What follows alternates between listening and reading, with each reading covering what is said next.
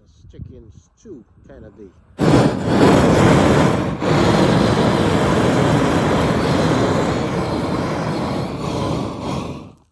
Fresh off the farm. Mm.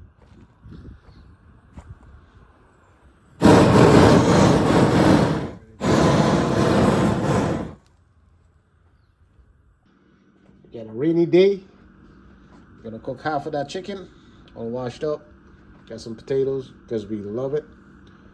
We got some tomatoes, some onions, some garlic, green seasoning, green pepper, tomato paste, some scallions, some shallot. Let's get this, start putting this together.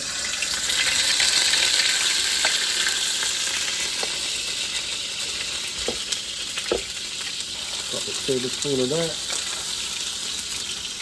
That's got garlic, onion, thyme, pepper, scallions, all that stuff. We're just gonna do some extra over here.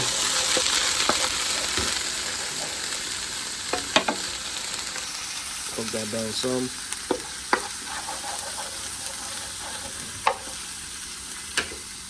Right about the same time, I'm gonna drop in our onions and tomato. Use a small onion, small tomato. Tomato's not sour, so the whole thing is good. Get the fire back up a little bit. Get out of the way. Get some tomato paste.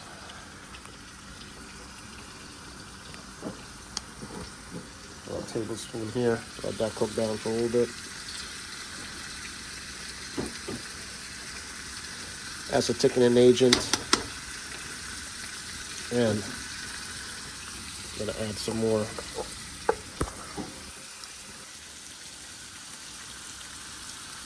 So we got the tomato paste going on there.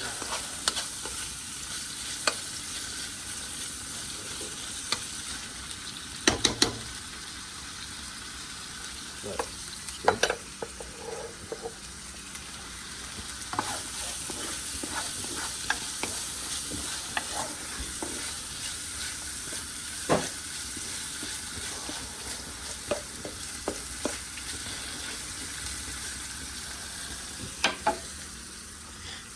Pack of Shazam. Let's see, do we have?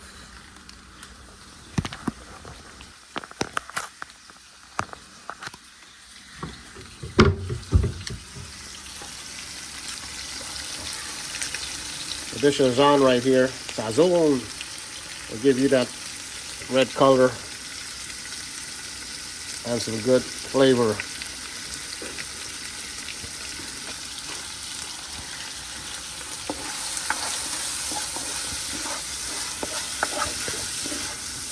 Already starting to look like a stew, right?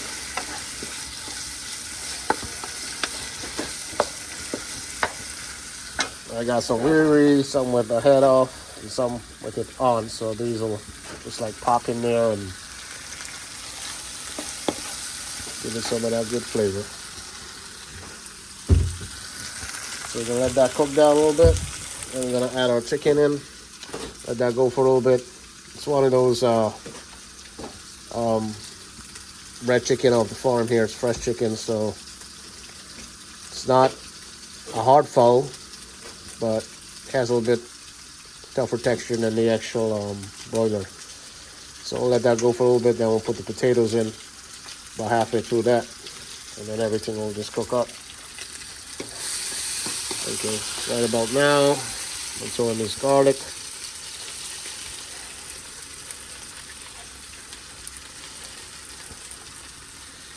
Keep that going.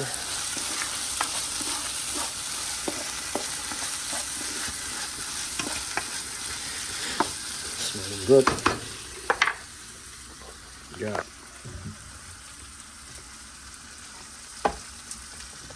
Get some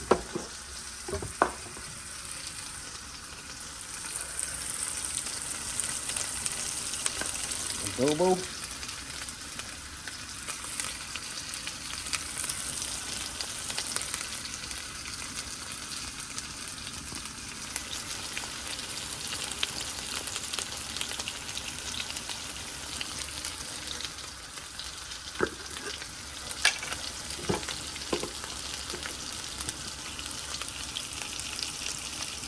pepper.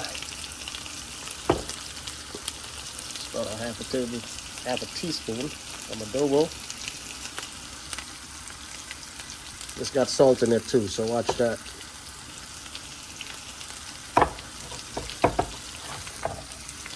We're gonna get some regular white salt. A little bit of that.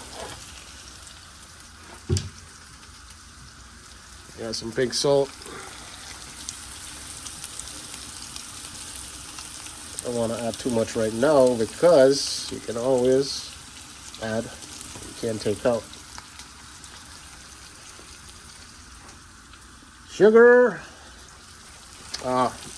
doesn't matter, white, brown, I'll put some sugar in my stew.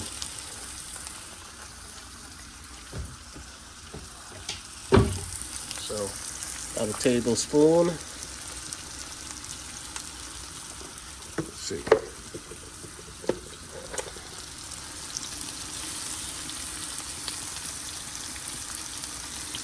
Yeah, about that.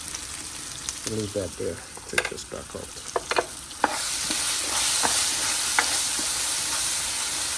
Yeah, I'm gonna pop these.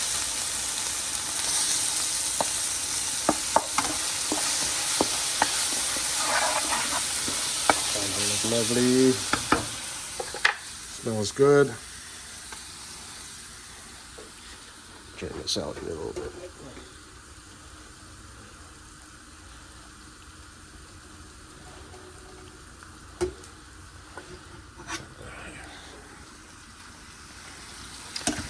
Got some duck eggs boiling. It's good for you. I'm just gonna take my hands, get this out. Got the chicken feet in there, all the neck bones, some wings, liver, gizzards. All right, so we got some unwanted stuff here. Move it away.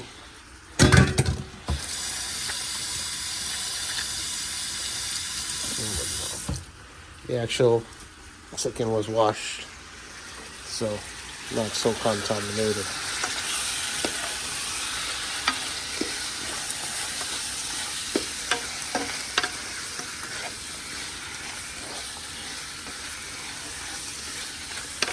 Just me alone, so the camera and everything operating. Well, my brother is here, but he's thinking about some other stuff. He's working. He's been on the fence. All right, so look at this. Half the sauce and everything is not even cooked down yet, but I know this is gonna be awesome because it's already got a nice color. Smells good. And check back the salt and the pepper, of course. I gotta add the rest of those in. I gotta add my potatoes in halfway through here, and then we'll be good to go. Then I'm gonna cook some rice. See the rice bowl? Rice bowl, half full. Can't say half empty. Actually, that's a little bit more than half. By things running low, by you gotta, you gotta make a rice run. So I'm doing a small pot. This actual food, the chicken, is just myself, my wife, and my brother. And that's half, so it actually came out a lot. And so we're gonna cook a little bit of rice today. We can always cook back some fresh one in about another day. This is most likely gonna last us about a couple of days for us to eat. And then, of course, got some healthy eggs boiling up there for breakfast. We already fried up some. Well, that's tomorrow breakfast, the boiled egg. We fried up some with some garlic, onion. Well, no garlic in here, just onion, little pepper, and scallions and stuff for breakfast today. But I'm just picking up all the eggs, man. We got duck eggs over here. We got chicken eggs. We got quail eggs. More duck eggs. Yep. My ducks are mad with me. I'm not hatching anything more right now. I got too much.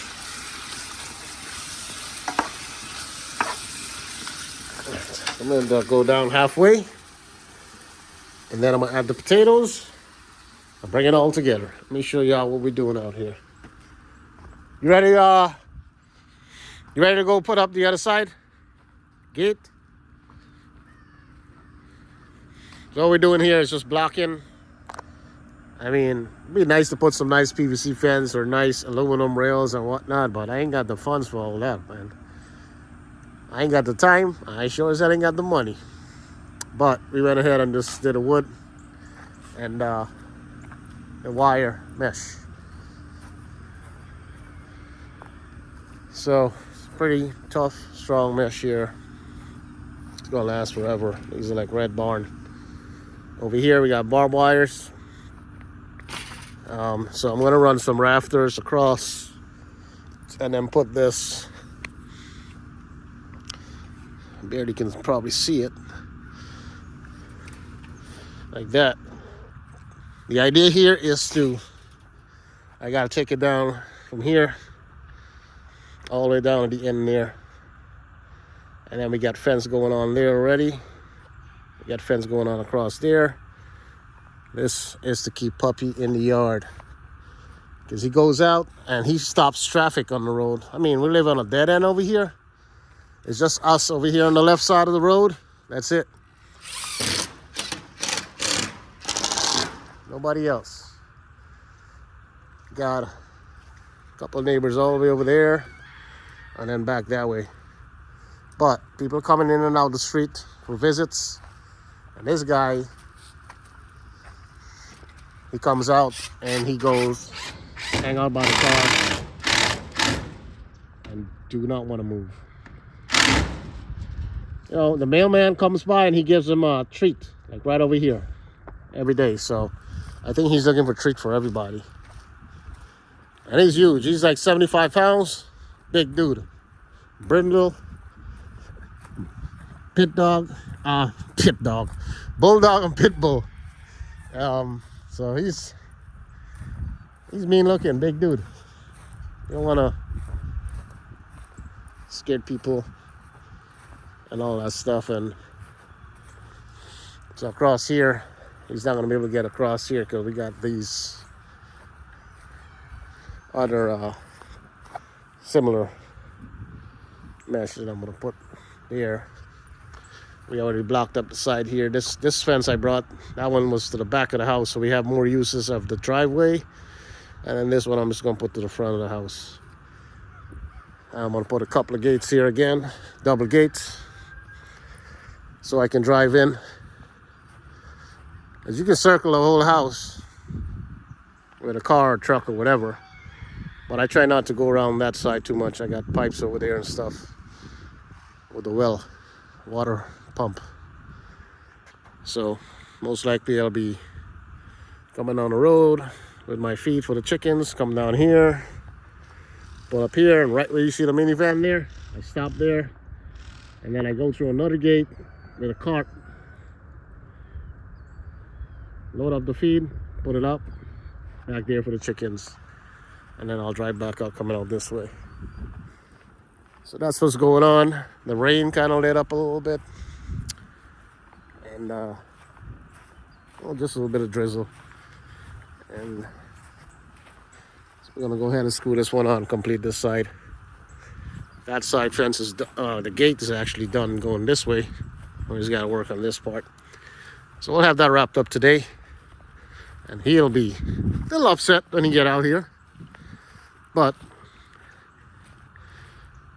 see to that, or somebody's gonna pick him up and run away with him, or they're gonna call animal control, and that's gonna be the end of him.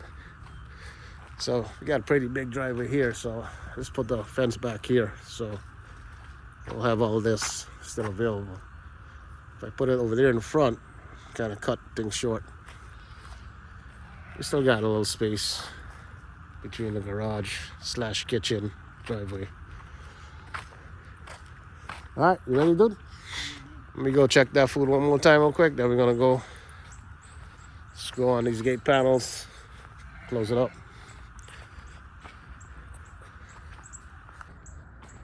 Meantime, I already fed all the ducks back there, all the chickens and everything. Only thing we're gonna have to do later on is to just feed these guys, the goat and sheep, lock them away. But right now they're out grazing the pastures. And wifey is at work because my truck's in the shop. Notice just the trailer alone out there. Yeah, it's been about 2 weeks already. It's at the Volvo dealer. And yeah, it's gonna be some $14,000 to get it out of there. So I told him keep the truck because I don't have the money. But NTP has always been good with me with that. I've been having warranty with them for 5 years now. However, there's a situation where they only want to cover like $3,800 of the bill right now. And I'm like, hell no. That's a little too low. I expected that $3,738 to be my out of pocket, and they would cover the other $9,000. But right now, they're trying to do a reverse on me. And again, documentation is very important. I asked the dealer this morning, I said, did you document all this stuff? Because most likely, if the transmission bearings went bad, the failed transmission bearings caused damages to my clutch and the transmission housing, then they need to cover all that stuff. Or at least help me out a little bit more than they're trying to do here. The transmission housing got damaged, of course, because the bearings is bad. Damaged, went out, worn out. And of course, the clutch and stuff, clutch plate, got a little damage because of that.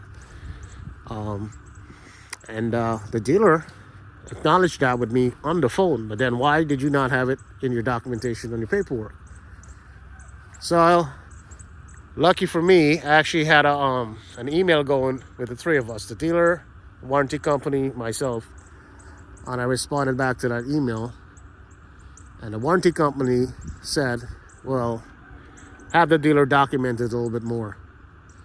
Go a little bit more into their, a complete, I don't know what is it they call it, dialysis or whatever it is, dialysis, diagnostics, whatever, and send it back to them.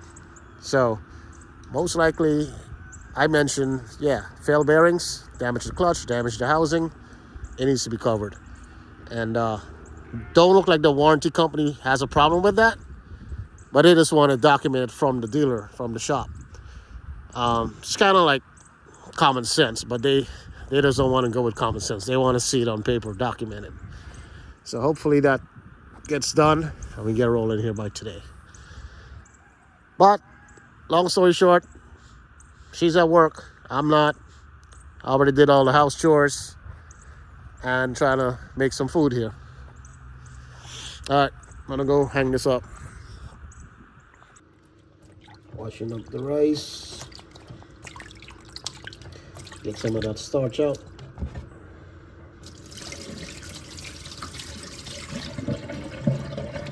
And then over here.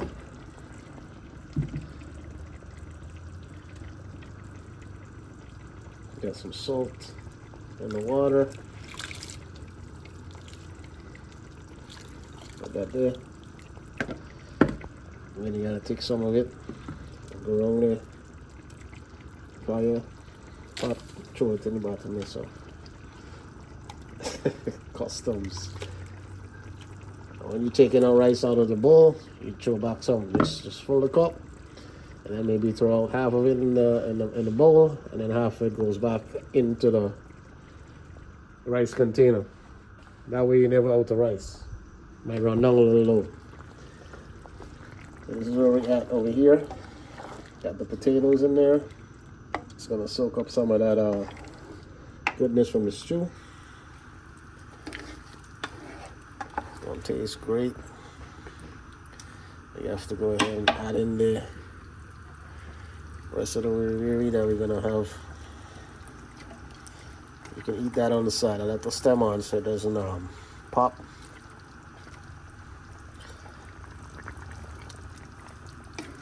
Get that pepper sauce on the side too, so I pop a few of those in there. And I actually went ahead and diced up some more of the orange pepper and put that in there too. because you want a pepper flavor and the salt and everything to get up all the goodness, to get up in the meat, the potatoes there. This right here, gonna need to give that a little stir so it won't stick to the bottom. I got about 2.5 cups in here, small. This is the parboiled rice. Then we're gonna strain this out.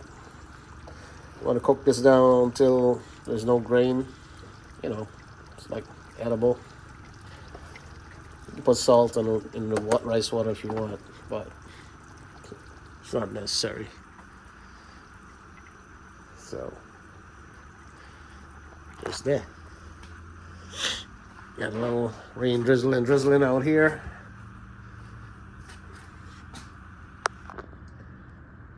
Got them sheep over there and goats and stuff grazing. Working on a little project off and on. In the rain. Put some